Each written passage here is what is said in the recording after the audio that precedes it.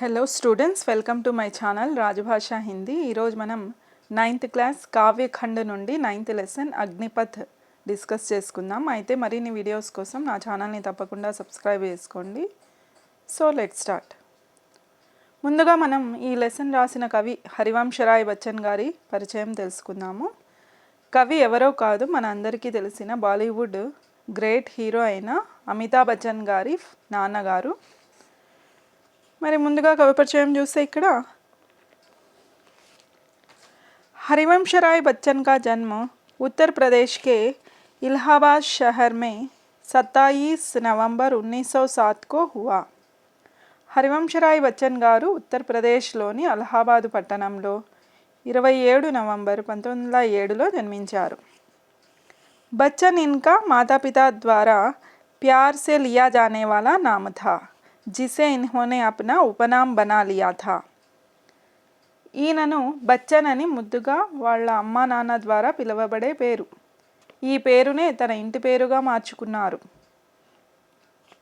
बच्चन कुछ समय तक विश्वविद्यालय में प्राध्यापक रहने के बाद भारतीय विदेश सेवा में चल गए. హరివంశరాయ్ బచ్చన్ గారు కొన్ని సంవత్సరాల వరకు యూనివర్సిటీలో ప్రొఫెసర్గా ఉన్నారు. దాని తర్వాత ఫారిన్ అఫైర్స్, ఇండియన్ ఫారిన్ సర్వీసెస్లో వెళ్ళిపోయారన్నమాట. इस दौरान इन्होंने कई देशों का भ्रमण किया और मंच पर ओजस्वी वाणी में काव्यपाठ के लिए विख्यात हुए. ఇందులో భాగంగా ఈయన ఎన్నో దేశాలను సందర్శించారు మరియు ఎన్నో వేదికలపైన శక్తివంతమైన ప్రసంగాలలో తన కావ్య పాఠాలకు చాలా ప్రసిద్ధికెక్కారన్నమాట, ఫేమస్ అయ్యారు. बच्चन की कविताएं सहज और संवेदनशील हैं. బచ్చన్ గారి కవితలు సహజమైనవి మరియు సంవేదనశీలమైనవి, అంటే చాలా సెన్సిటివ్ కలిగినవి. इनकी रचनाओं में व्यक्ति वेदना, राष्ट्र चेतना और जीवन दर्शन के स्वर मिलते हैं. ఈయన రచనలలో వ్యక్తి యొక్క ఆవేదన, దేశం పట్ల జాతీయ స్పృహ, లైఫ్ ఫిలాసఫీ, జీవిత తత్వశాస్త్రం ఇలాంటి విషయాలు లభిస్తాయి చూడడానికి. इन्होंने ఆత్మవిశ్లేషణ వాली కవితాएं भी लिखी है. ఈయన ఆత్మ పరిశీలన వంటి కవితలు కూడా రాశారు. राजनैतिक जीवन के ढोंग, सामाजिक असमानता और कुरीतियों पर व्यंग्य किया है. రాజకీయ జీవితం యొక్క కపటత్వం, సామాజిక అసమానతలు మరియు దుర్గుణాల మీద వ్యంగ్యంగా కూడా రచనలు రాయడం జరిగింది. कविता के अलावा बच्चन ने अपनी आत्मकथा भी लिखी, जो हिंदी गद्य के बेजोड़ कृति मानी गई. కవితలే కాకుండా బచ్చన్ గారు తన ఆత్మకథను కూడా రాశారు, ఆటోబయోగ్రఫీని. ఆ ఆత్మకథ హిందీ గద్య బాగా సాటిలేని రచనగా చెప్పబడిందన్నమాట. బచ్చన్ కి ప్రముఖ కృతియా, ఈయన రాసిన ప్రముఖ రచనలు మధుశాల, నిశా నిమంత్రణ్, ఏకాంత సంగీత్, మిలన్ యామిని, आरती और अंगारे, टूटती चट्टाने, रूप तरंगिणी, सभी कविता संग्रह, इवన్నీ कविता संग्रहालु.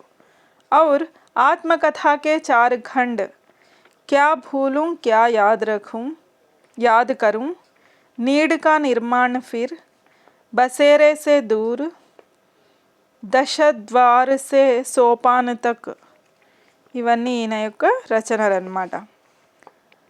बच्चन साहित्य अकादमी पुरस्कार, सोवियत भूमि नेहरू पुरस्कार और सरस्वती सम्मान से सम्मानित हुए हैं. బచ్చన్ గారికి సాహిత్య అకాడమీ అవార్డు, అలాగే సోవియట్ భూమి నెహ్రూ పురస్కారము, సరస్వతి సమ్మాన్తో సన్మానించడం జరిగిందన్నమాట, పురస్కారాలు ఇచ్చి. प्रस्तुत कविता में कवि ने संघर्षमय जीवन को अग्निपथ कहते हुए मनुष्य को यह संदेश दिया है कि राह में सुख रूपी छाँव की चाह न कर अपनी मंजिल की ओर कर्मठता पूर्वक बिना थकान महसूस किए बढ़ते ही जाना चाहिए. ప్రస్తుత కవితలో సంఘర్షణ జీవితాన్ని అగ్నిపథంగా అని చెబుతూ మానవునికి ఈ సందేశాన్ని ఇచ్చారు. ఇది ఏమిటంటే మన జీవిత మార్గంలో సుఖరూప నీడను కోరుకోకుండా మన లక్ష్యం వైపు కర్మఠతాపూర్వకంగా అలసట అనే అస్సలు ఫీల్ కాకుండా ముందుకు అడుగులు వేస్తూనే పోవాలి. అంటే ఇక్కడ చెప్పడం ఏమిటంటే ప్రతి ఒక్కరూ జీవితంలో ఏదో ఒక లక్ష్యం అయితే తప్పకుండా ఉంటుంది. లక్ష్యం చేరుకునే వరకు కష్టపడుతూనే అలసట చెందకుండా, భయపడకుండా, బ్యాక్ స్టెప్ వేయకుండా, ఎవరి హెల్ప్ తీసుకోకుండా ముందుకు సాగుతూనే పోవాలి అని కవి ఉద్దేశం. మనల్ని మోటివేట్ చేస్తూ రాయబడిన కవితా లెసన్ అన్నమాట ఈ లెసన్. చాలా అద్భుతంగా ఉంటుంది స్టూడెంట్స్ ఈ లెసన్. कविता में शब्दों की पुनरावृत्ति कैसे मनुष्य को आगे बढ़ने की प्रेरणा देती है, यह देखने योग्य है. కవితలో పదాల పునరావృత్తి చాలా అద్భుతంగా జరిగింది. మానవుడు జీవితంలో ఎన్ని కష్టాలు ఎదురైనను తన లక్ష్య సాధన దిశగా అడుగులు ముందుకు సాగనివ్వాలి అనే ప్రేరణ ఇస్తుంది. ఇది చాలా చూడదగినది అని చెప్పవచ్చు. మరి కవితని చూస్తే ఇక్కడ లెసన్ అగ్నిపథ్. కవిత పేరు వచ్చేసి అగ్నిపథం. మన లక్ష్య సాధనలో మనం ఏదైతే మార్గంలో నడుస్తున్నామో ఆ మార్గాన్ని అగ్నిపథ్తో ఇక్కడ కవి కంపేర్ చేయడం జరిగిందనమాట.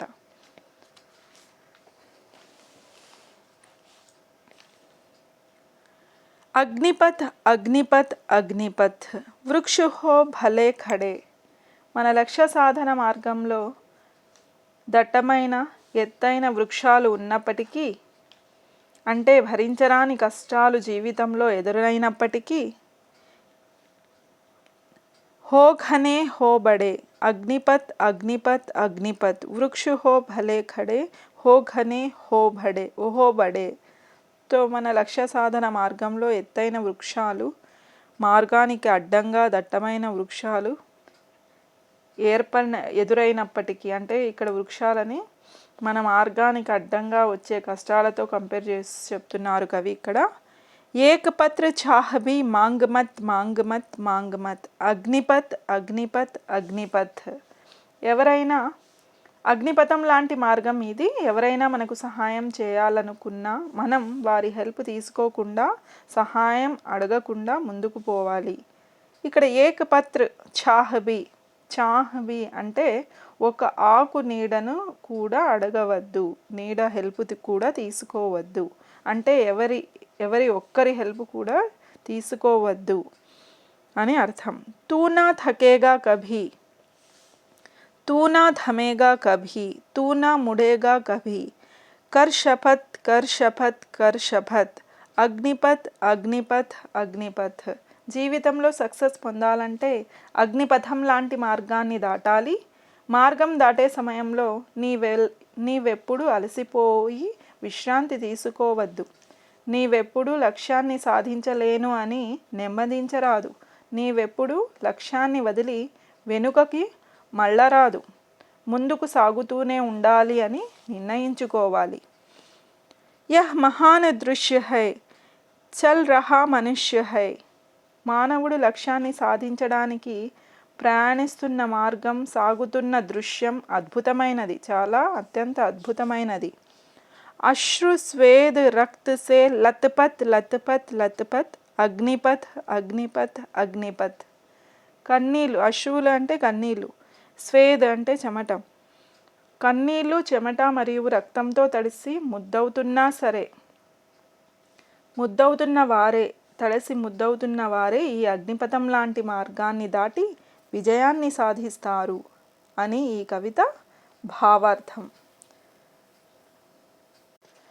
ఇక్కడ మనం న్యూ వర్డ్స్ మీనింగ్స్ తీసుకుంటే శబ్దార్థ అగ్నిపథ్ కష్టాలతో నిండిన మార్గం, పత్ర్ ఆకు, శపథ్ ప్రమాణం, అశ్రు కన్నీళ్ళు, స్వేద్ చెమట, రక్తము, లత్పత్ తడిసిన.